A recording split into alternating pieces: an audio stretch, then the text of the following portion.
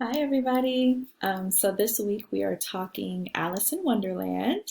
And as always, I have discussion questions for you so that you're able to follow along and do the analysis. And what I did was I posted a copy of the questions, but without the page numbers because the page numbers are specific to my book. So I didn't know if that would really help you, but this is what the cover of my Alice in Wonderland book looks like.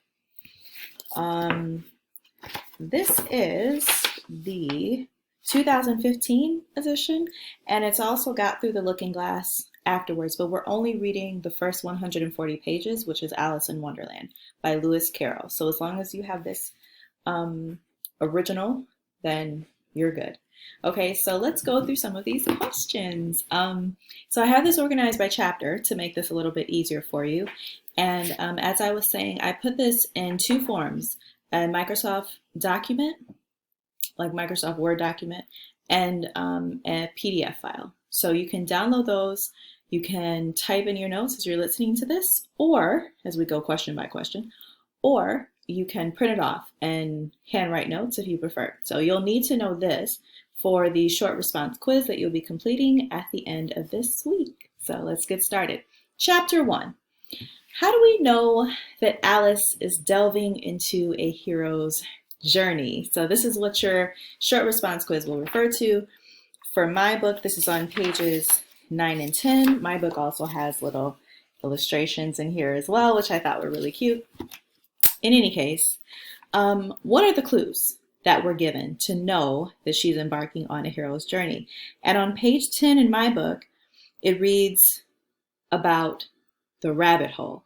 So the rabbit hole went straight on like a tunnel for some way and then dipped suddenly down, so suddenly that Alice had not a moment to think about stopping herself before she found herself falling down a very deep well. So as you know, when the hero embarks upon a journey, the hero must venture into another world, and usually that involves going into a deeper, darker place. So that's the precursor for us knowing that she's embarking on a hero's journey.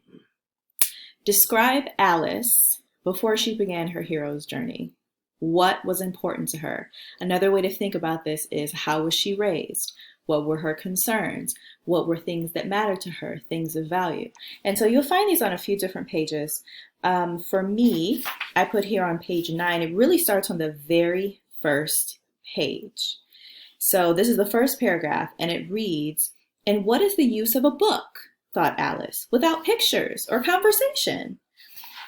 So anything that's absent of the connection to things that matter, is she's questioning it. Okay, so this automatically establishes that there should be some sense of order to things, that things should have a purpose, and things should have a meaning.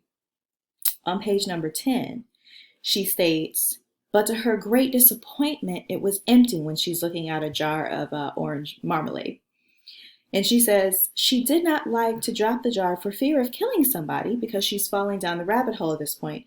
So she managed to put it into one of the cupboards as she fell past it. So she's falling down this rabbit hole and she sees a cupboard and takes the jar of orange marmalade and puts it in its proper place. So that automatically characterizes Alice. That tells us that Alice values things being in their proper order and values things being in their proper place.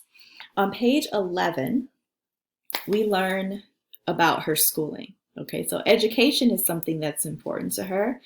On page 11, it reads, "For Alice had learnt several things of this sort in her lessons in the schoolroom, and though this was not a very good opportunity for showing off her knowledge, as there was no one to listen to her, still it was good practice to say it over."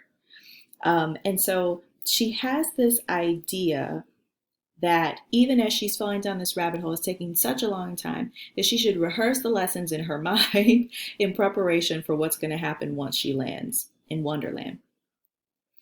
Later in that paragraph, it reads, "Alice had no idea what latitude was or longitude either, but thought that they were nice, grand words to say." So this is talking about her being a little pretentious, a little a little proper, even when she doesn't know the meaning of words, but properness, pretentiousness, these are things that seem grand. These are things that are important to her. So this is who the character is. She's a very serious character for a child protagonist. And then the last question from chapter 1, how is it foreshadowed that Alice will evolve? So this starts on page 11, when we get this idea about her being so proper. And then it says, once she lands on page 12 in my book, Alice was not a bit hurt, and she jumped onto her feet in a moment. She looked up, but it was all dark overhead. Before her was another long passage. So remember, this is falling right in line with the hero's journey. And the white rabbit was still in sight, hurrying down it. There was not a moment to be lost. Alice went away like the wind and was just in time to hear it say, and turned it as it turned a corner, "Oh, my ears and my whiskers, how late it's getting." She was close behind it when she turned the corner, but the rabbit was no longer to be seen. She found herself in a long, low hall which was lit up by a row of lamps hanging from the roof. So, we learn that she starts to kind of doze off as she falls down the rabbit hole. And then just as she's starting to feel a little bit dreary, a little bit dozing off here, then that's when she lands. And she doesn't hurt herself. And then she sees another long passage that she must take, and she still doesn't know where she's going. So this is kind of how we're getting a little bit about how we see that she's going to change a little bit. And you know what? I'm going to actually add this because I'm seeing it in my notes too. And I don't know if you're going to have the same book as me, but on page 13, it says, Alice thought, "Oh, how I wish I could shut up like a telescope. I think I could if I only know how to begin." For you see, so many out of the way things had happened lately that Alice had begun to think that very few things indeed were really impossible. And so that's when we start to really see the first instance of her beginning to change and her beginning to think about changing. And that's chapter 1. So if we move on to chapter 2, there's just so much great stuff here. But let's move on to chapter 2 so we can keep going. So how do we know the change with Alice has already begun? Okay, so on the very first page on chapter 2, on page 17, she says she grows, right? Because she eats, she drinks the potion, she eats the cake.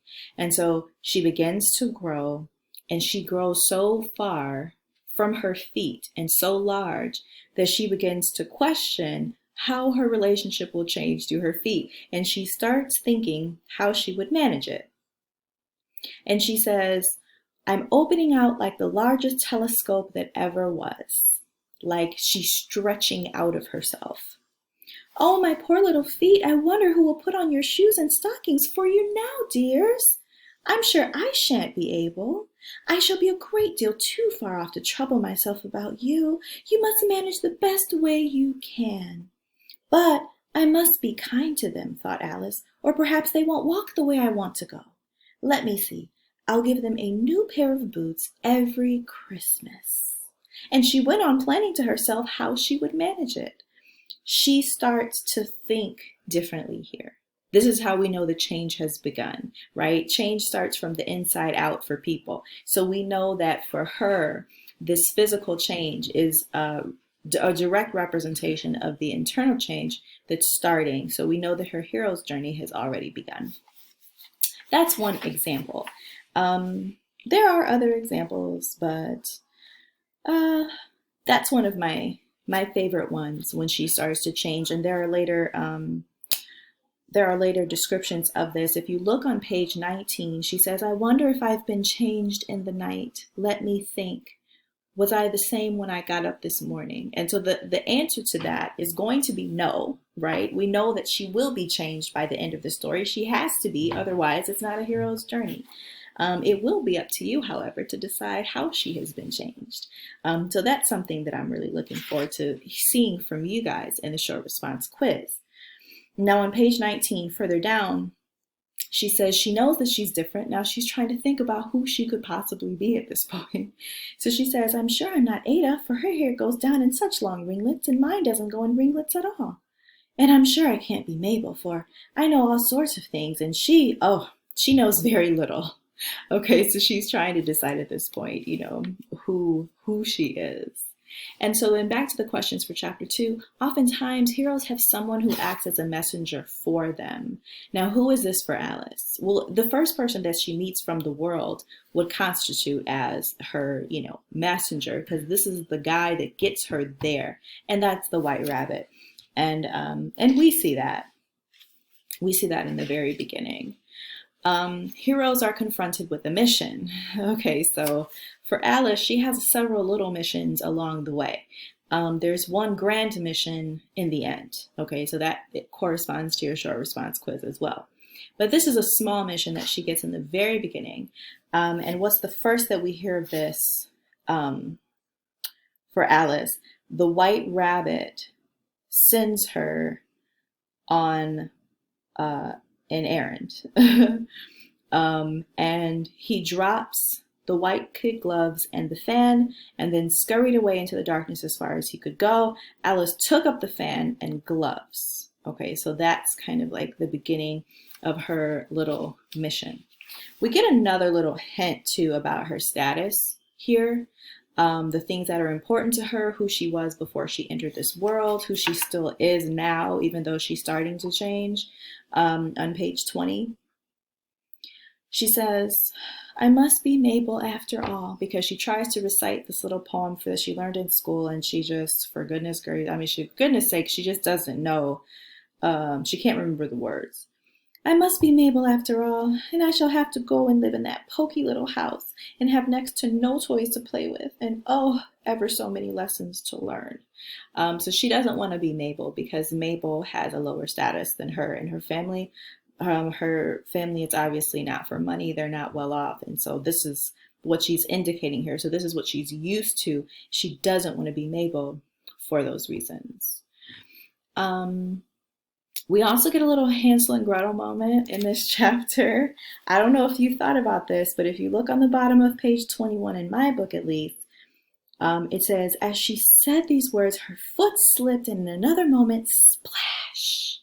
She was up to her chin in salt water. Her first idea was that she had somehow fallen into the sea, and in that case, I can go back by railway. And you know what happens when a character falls into water, especially when they're beginning a journey. It's a baptism. So we know the change is to come, certain to come. So that's the Hansel and Gretel moments. And that takes us on to chapter 3. Okay, so I'm going to scroll up a little bit here so you can see the notes. This is the introduction in chapter 3 of something that we're going to see quite a bit through Wonderland. And it reminds me of what I teach in my English 102 courses, which is logical fallacies. We see quite a bit of them. Lewis Carroll is a very skilled writer. He's obviously very well versed in rhetoric. And so he uses a lot of these things in Alice in Wonderland, which is what makes it so peculiar and so interesting and fun to read. It feels like nonsense. It feels silly, but there's actually real concepts behind this. And so we see the first one in chapter 13, and it's called equivocation. So equivocation is when you misappropriate the meaning of a word, and it makes what you're saying nonsense, and it makes it very difficult to follow. And so we get this on page 27. So she's all wet because she's been in the river, and she's in the river along with a mouse. And then she also meets Lori. And so it starts, ahem, said the mouse with an important air. Are you all ready? If you want to get dry, this is the driest thing I know. Silence all around, if you please. And then he begins to recite this really boring thing. Okay, so obviously the whole pack is concerned with getting dry, as in physically dry and not wet. And equivocation is used here because he's describing something dry as boring. And so he recites this whole thing, And of course, it does not help them to get dry at all. And so that's the first example there, the difference of the meaning of that word. The other example in this chapter that comes surely after is the idea